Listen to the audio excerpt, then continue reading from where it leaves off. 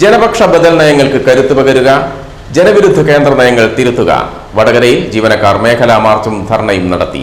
Kerala NGO യൂണിയന്റെ നേതൃത്വത്തിൽ civil സർവീസിനെയും പൊതുസമൂഹത്തെയും ബാധിക്കുന്ന വിഷയങ്ങൾ ഉന്നയിച്ചുകൊണ്ട് സംസ്ഥാന വ്യാപകമായി മേഖലാ കേന്ദ്രങ്ങളിൽ നടത്തിയ മാർച്ചിന്റെയും ധർണയുടെയും ഭാഗമായാണ് വടകര മിനി സിവിൽ സ്റ്റേഷനിൽ പരിപാടി സംഘടിപ്പിച്ചത്.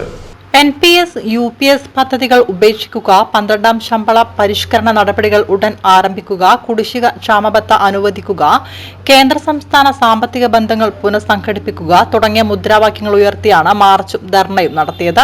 നൂറുകണക്കിന് ജീവനക്കാർ അണിനിരുന്ന മാർച്ചും ധർണയും കേരള NGO യൂണിയൻ സംസ്ഥാന കമ്മിറ്റി അംഗം P. ബാലഗോപാലൻ ഉദ്ഘാടനം ചെയ്തു.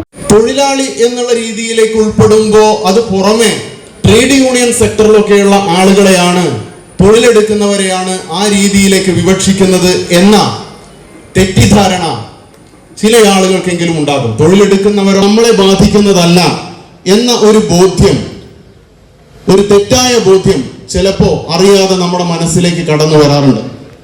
ഞാൻ നേരത്തെ സൂചിപ്പിച്ചതുപോലെ ബ്രിട്ടീഷുകാരന്റെ കാലത്ത് പോലും നിലവിലുണ്ടായിരുന്ന രാജ്യത്തെ 29ഓളം വരുന്ന തൊഴിൽ നിയമങ്ങൾ, ആ തൊഴിൽ നിയമങ്ങൾ ഇല്ലാതായിരിക്കുന്നു.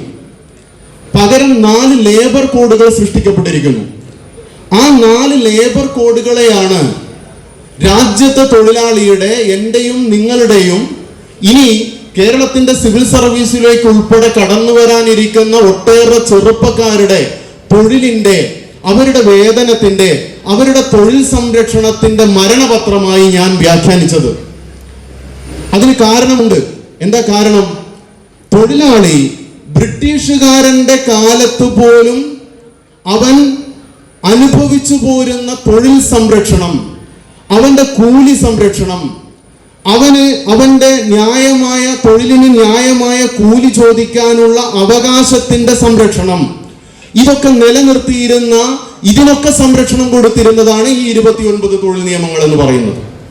ആ 29 തൊഴിൽ നിയമങ്ങളെ ഇല്ലാതാക്കുന്നു എന്ന് പറഞ്ഞാൽ ഈ സംരക്ഷണമൊക്കെ ഇല്ലാതായി തീരുന്നു എന്നുള്ളതാണ്. എന്തുകൊണ്ടാണ് ഈ സംരക്ഷണങ്ങൾ വന്നത്?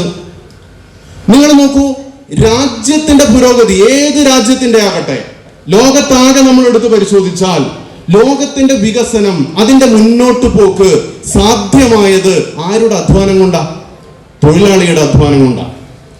നമ്മൾ ഇന്ന് ചുറ്റും കാണുന്ന എല്ലാ വികസന പ്രവർത്തനങ്ങളുടെയും അതിന്റെ നേർ സൃഷ്ടാവ് എന്ന് പറയുന്നത് രാജ്യത്തെ തൊഴിലാളികളാണ്.